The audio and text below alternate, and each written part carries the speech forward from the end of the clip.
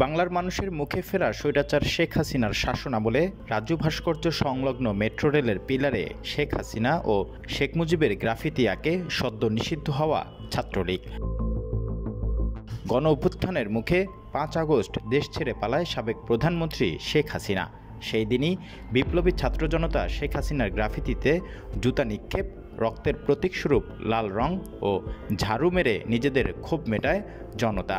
ফলে গ্রাফিতি রূপ নেয় ছাত্র জনতার ক্ষোভের প্রতীক হিসেবে। এর নামকরণ করা হয় ঘৃণা স্তম্ভ।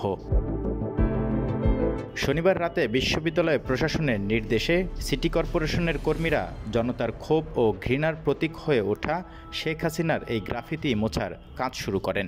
বিষয়টি জানতে পেরে বাধা দেন শিক্ষার্থীরা, যদিও তখন শেখ হাসিনার মুখের অংশ মুছে ফেলা হয়। পরে শিক্ষার্থীদের বাধার মুখে সেটি পুরোপুরি মুছে ফেলা সম্ভব হয়নি। ঢাকা বিশ্ববিদ্যালয়ের প্রক্টরের অনুমতিতে গভীর রাতে ফ্যাসিস্ট হাসিনার গ্রাফিতি মুছে ফেলার চেষ্টার ঘটনাকে প্রক্টোরিয়াল বডির অনিচ্ছাকৃত ভুল হিসাবে উল্লেখ করে রবিবার দুঃখ প্রকাশ করে এক জরুরি বিজ্ঞপ্তি দেয় বিশ্ববিদ্যালয় প্রশাসন। রবিবার মধ্যরাতে আবারও আঁকা শুরু হয় শেখ হাসিনার গ্রাফিতি। রাতভর চেষ্টা করে গ্রাফিতিটি পুরনো অবয়বে ফিরিয়ে আনার চেষ্টা করে চারুশিল্পীরা। নতুন করে আঁকা গ্রাফিতিতে জুতা ও ঝাড়ু নিক্ষেপ করার কর্মসূচিরও ডাক দেন বৈষম্যবিরোধী ছাত্র জনতা।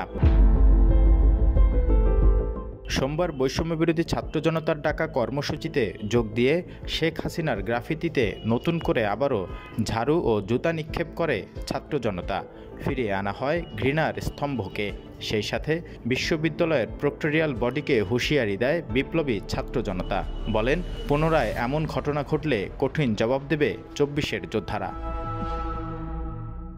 রিপন হোসাইন, ঢাকা মেইল।